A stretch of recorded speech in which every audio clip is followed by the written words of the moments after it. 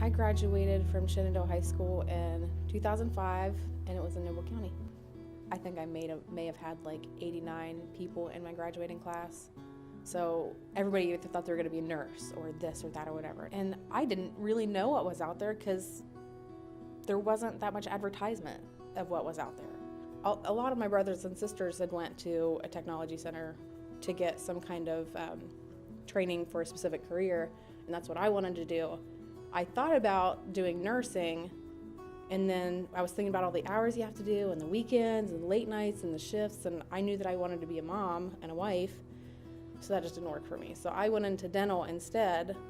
I was like, man, that looks kind of cool. I kind of want to do that, so I'll try it out. And then I started the class, and I really liked it. So I guess that's how I chose dental assisting. There wasn't a lot of other options of what I wanted to do in my area. And we were just, I guess, lucky enough to have a career center in our area that I could do something like that. It got your foot in the door to learn everything, and you were more likely to be hired by a dentist with some specific training. That way you at least knew the basics.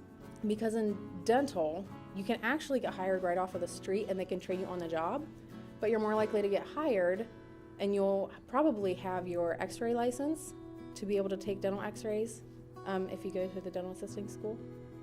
My senior year, I decided I didn't want to do it anymore because I thought, people spit and stuff was gross and I didn't want to have my hands in their mouth. So I decided that I wanted to be a teacher. So I had everything ready to go.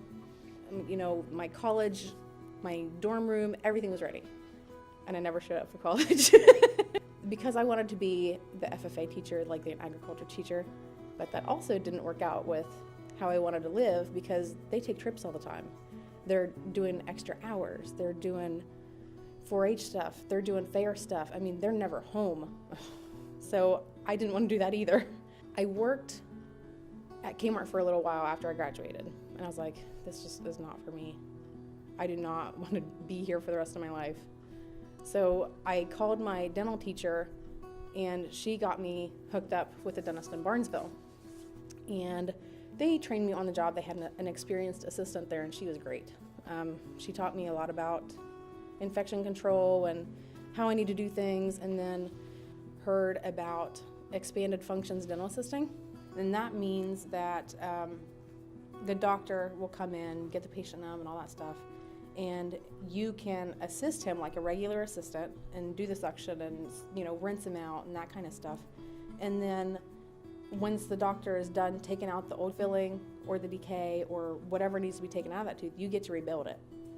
And then I decided I was going to get my certified dental assisting certificate so then I could go to EFTA school. And then I found Family Tree Dental, or Dr. Austin Rio. And I think that the reason he hired me was because I wanted to be in EFTA. And he had this whole big plan of how everything's going to work, and that was part of the plan. I passed my CDA test, a certified dental assistant, which I was so excited about. I studied like crazy and passed my test, and at that point I was already working for Dr. Rio. So then I just kept it going because I didn't want to pause for anything because I thought if I took a break, I might not keep it up. I got into Stark State the following January. I worked out an agreement with my boss, and he actually paid for my schooling in exchange for time. During the first semester, I worked 4 days a week and went to school on Fridays. During the second semester, if you pass your first semester, you get to do the second semester. And in the second semester, you get to work on people and plastic teeth.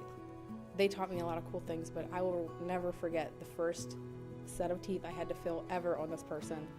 It was a mess. Oh my gosh. It was like, do you know what an apple core looks like? Think of that, but with blood all around it. It was, oh my gosh, I went home crying that day. Oh man, that was a tough one. I stuck with it, and on my last day, I got perfect scores from the doctors. So I was so excited. I even made him a cake. After that, I took my test in October, and that was really scary. Oh my gosh, that was scary. I was so nervous. But I passed my first time, and you have to take a written test, and then you have to fill 4 teeth within 2 hours. So that was really, really scary. I know some girls who took the EFTA test like 3 or 4 times, and that's how many times it took to pass it, but they kept taking it. I mean, they studied their butts off, and it was really hard, and sometimes it is, but you just got to stick with it. Because if not, you'll fail at everything. If you put your mind to it and you really, really want it bad enough, you can get it. You get to make people, you get to let them chew again. You get to let them enjoy steak again. I mean, old guys are coming in like, I can't chew. I need this fixed. So you're like, I can handle that, no problem.